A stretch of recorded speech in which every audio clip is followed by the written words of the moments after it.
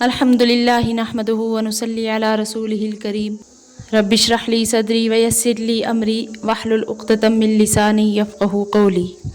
اس سے پہلے جاہلیت کی کچھ رسوم کا ذکر کیا گیا تھا، جن میں سے ایک رسم یہ تھی کہ بعض حرام عورتوں سے نکاح کر لیا کرتے تھے، مثلاً اپنی سوتیلی ماں سے، یا اسی طریقے سے ایک بہن کے نکاح میں ہوتے ہوئے دوسری بہن سے۔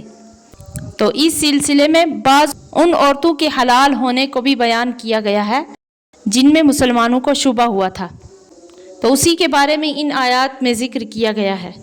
اعوذ باللہ من الشیطان الرجیم، بسم اللہ الرحمن الرحیم، وَلَا تَنْكِحُوا مَا نَكَحَ آبَاؤُكُم مِّنَ النِّسَاءِ إِلَّا مَا قَدْ سَلَفَ، اور نکاح میں نہ لاؤ جن عورتوں کو نکاح میں لائے تمہارے باپ مگر جو پہلے ہو چکا۔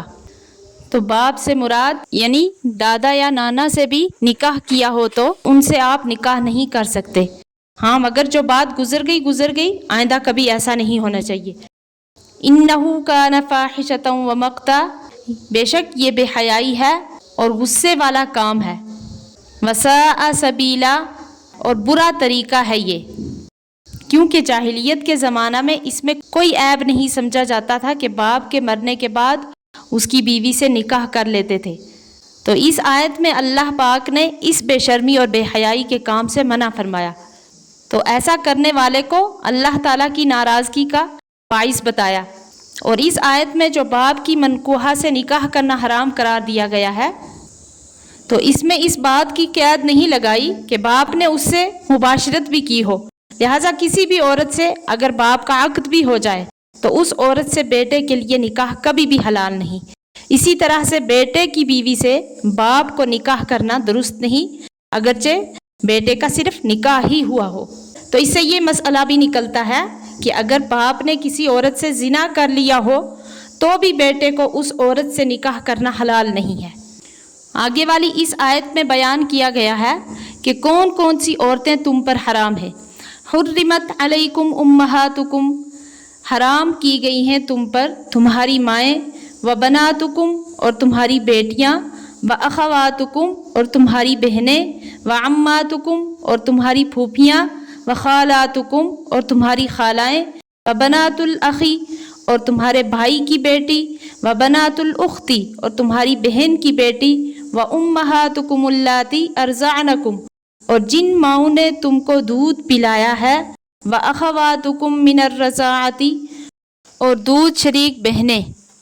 تو آیت کے شروع میں جو لفظ امہاتکم فرمایا ہے، امہات یہ جمع ہے امن کی یعنی مائیں، تو ماؤں سے مراد دادیاں نانیاں سب داخل ہیں، اور بنات یہ بھی لفظ جمع ہے بنتن کا، یعنی تمہاری بیٹیوں سے مراد جو تمہاری لڑکی کی لڑکی ہے اور یا بیٹے کی لڑکی ہے، یہ سب داخل ہیں اس میں۔ تو خلاصہ یہ ہوا کہ بیٹی، پوتی، پرپوتی، نواسی، پڑنواسی، ان سب سے نکاح کرنا حرام ہے، اور جو لڑکا لڑکی صلبی نہ ہو بلکہ گود لے کر پال لیا ہو تو ان سے اور ان کی اولاد سے نکاح جائز ہے، بشرطے کہ کسی دوسرے طریقے سے حرمت اس میں نہ آئی ہو۔ اور اسی طریقے سے اخواتکم میں جو بہنیں آتی ہیں وہ سگی بہن بھی داخل ہے اور باپ شریک بہن بھی ہے، اور جو ماں شریک بہن ہے وہ سب داخل ہیں۔ اماتکم یعنی اپنے باپ کی بہن، تو اس میں اللاتی، اخیافی سب داخل ہیں۔ اللاتی وہ ہوتا ہے جو باپ شریک ہو، اور اخیافی وہ ہوتا ہے جو ماں شریک ہو، اور عینی وہ ہوتا ہے جو ماں باپ دونوں شریک ہوں یعنی سگا بہن بھائی۔ وخالاتکم یعنی اپنی والدہ کی بہن، حقیقی ہو یا اللاتی ہو یا اخیافی ہو، ہر ایک سے نکاح حرام ہے۔ اسی طریقے سے بنات الاخی یعنی بھائی کی لڑکیوں، مطلب بھتیجیوں سے بھی نکاح حرام ہے، حقیقی ہو، اللاتی ہو، اخیافی ہو، تینوں طرح کے بھائیوں کی لڑکیوں سے نکاح حلال نہیں۔ اور بنات الاختی بہن کی لڑکیوں یعنی بھانجیوں سے بھی نکاح حرام ہے۔ وامہاتکم اللاتی ارضعنکم، جن عورتوں کا دودھ پیا ہے اگرچہ وہ حقیقی مائیں نہ ہوں، وہ بھی حرمت نکاح کے بارے میں والدہ کے حکم میں ہیں اور ان سے بھی نکاح حرام ہے۔ اب تھوڑا سا دودھ پیا ہو یا زیادہ پیا ہو، ایک مرتبہ پیا ہو یا بہت مرتبہ پیا ہو، ہر صورت میں یہ حرمت ثابت ہو جاتی ہے۔ ہاں البتہ اتنی بات یاد رکھنا ضروری ہے کہ دودھ پینے کی حرمت اسی زمانہ میں دودھ پینے سے ثابت ہوتی ہے جو بچپن میں دودھ پینے کا زمانہ ہوتا ہے۔ حضور اکرم صلی اللہ علیہ وسلم کا ارشاد ہے انما الرضاعۃ من المجاعۃ، یعنی رضاعت سے جو حرمت ثابت ہوتی ہے، یعنی دودھ پلانے سے جو حرمت ثابت ہوتی ہے وہ اسی زمانے کے دودھ پینے سے ہوگی جس زمانے میں دودھ پینے ہی سے بچے کا نشو نما ہوتا ہے۔ اور یہ مدت امام ابو حنیفہ رحمۃ اللہ علیہ کے نزدیک بچے کی پیدائش سے لے کر 2.5 سال تک ہے۔ اگر کسی لڑکی نے اس عمر کے بعد کسی عورت کا دودھ پیا تو اس سے حرمت رضاعت ثابت نہیں ہوگی، یعنی پھر وہ حرام نہیں ہوگا، اس سے اگر شادی کرنا چاہے تو کر سکتا ہے، لیکن اگر اس مدت کے اندر دودھ پی لیا ہے تو پھر وہ حرام ہو جائے گا۔ تو آگے ہے وَأَخَوَاتُكُم مِّنَ الرَّضَاعَةِ، یعنی رضاعت کے رشتہ سے جو بہنیں ہیں ان سے بھی نکاح کرنا حرام ہے۔ تفصیل اس کی یوں ہے کہ جب کسی لڑکی یا لڑکے نے رضاعت کے دنوں میں کسی عورت کا دودھ پی لیا، وہ عورت ان کی رضائی والدہ بن گئی اور اس عورت کا شوہر اس کا باپ بن گیا، اور اس عورت کی نسبی اولاد اس کے بہن بھائی بن گئے، اور اس عورت کی بہنیں ان کی خالائیں بن گئی، اور اس عورت کا جیٹھ دیور ان بچوں کے رضائی چاچا بن گئے، اور اس عورت کے شوہر کی بہنیں ان بچوں کی پھوپھیاں بن گئی، اور باہم ان سب میں حرمت رضاعت ثابت ہو گئی۔ تو جس طریقے سے نسب کے رشتہ سے جو نکاح آپس میں حرام ہے، وہی دودھ پلانے کے رشتے سے بھی حرام ہو جاتا ہے۔ تو اس سے ایک اور مسئلہ نکلتا ہے کہ اگر کسی عورت کا کسی لڑکے نے، اور اسی طریقے سے کوئی لڑکی ہے جن کا اس لڑکے اور لڑکی کا پہلا آپس میں کوئی رشتہ نہیں ہے، ایسے لڑکے اور لڑکی نے کسی عورت کا دودھ پی لیا تو ان دونوں کا آپس میں نکاح نہیں ہو سکتا۔ اسی طرح رضائی بھائی اور رضائی بہن کی لڑکی سے بھی نکاح نہیں ہو سکتا۔ یہاں سے ایک اور مسئلہ بھی نکلتا ہے کہ اگر دودھ منہ یا ناک کے ذریعے ایام رضا میں دودھ اندر جاتا ہے تو حرمت رضا ثابت ہو جائے گی، اور اگر کسی اور راستے سے دودھ اندر پہنچا دیا جائے یا دودھ کا انجیکشن دے دیا جائے تو حرمت رضاعت ثابت نہیں ہوگی۔ اور اسی طریقے سے فرمایا وَأُمَّهَاتُ نِسَائِكُمْ، یعنی تمہاری بیویوں کی مائیں، وہ بھی شوہروں پر حرام ہیں۔ تو یہاں بھی اس میں بیویوں کی نانیاں، دادیاں، نسبی ہوں یا رضائی، سب داخل ہیں۔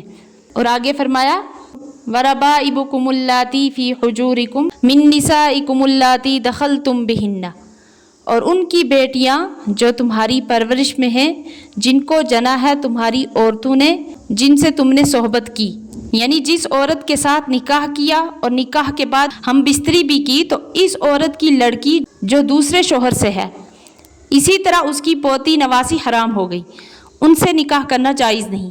لیکن اگر ہم بستری نہیں کی، صرف نکاح ہوا، تو صرف نکاح سے یہ قسمیں حرام نہیں ہوتی۔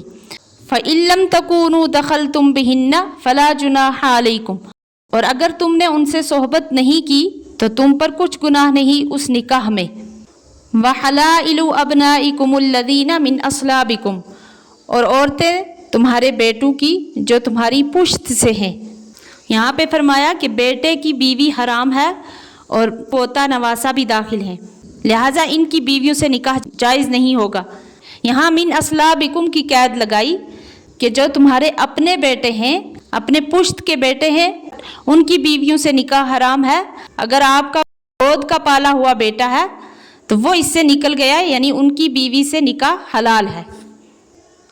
وَأَن تَجْمَعُوا بَيْنَ الْأُخْتَيْنِ إِلَّا مَا قَدْ سَلَفَ، اور یہ کہ اکٹھا کرو دو بہنوں کو مگر جو پہلے ہو چکا۔ ان اللہ کان غفورا رحیما، بے شک اللہ بخشنے والا مہربان ہے۔ یعنی ایک وقت میں دو بہنوں کو نکاح میں جمع کرنا حرام ہے، حقیقی بہنیں ہوں یا الاتی ہوں یا اخیافی ہوں، نسب کے اعتبار سے ہوں یا رضاعت کے اعتبار سے ہوں، یہ حکم سب کو شامل ہے۔ البتہ طلاق ہو جانے کے بعد دوسری بہن سے نکاح جائز ہے، لیکن یہ جواز عدت گزرنے کے بعد ہے، عدت کے دوران نکاح جائز نہیں ہے۔ تو یہاں جس طرح دو بہنوں کا ذکر ہے، اسی طرح اس کی پھوپھی، بھتیجی، خالہ، بھانجی کو بھی کسی ایک شخص کے نکاح میں جمع کرنا حرام ہے۔ اسلام سے پہلے جو کچھ انہوں نے حماقت میں کیا، اب اسلام لانے کے بعد اللہ جل شانہ ان سے درگزر کرے گا۔ اور ان کی طرف اپنی رحمت کے ساتھ متوجہ ہوگا۔ اللہ تعالیٰ صحیح سمجھنے کی توفیق عطا فرمائے، آمین۔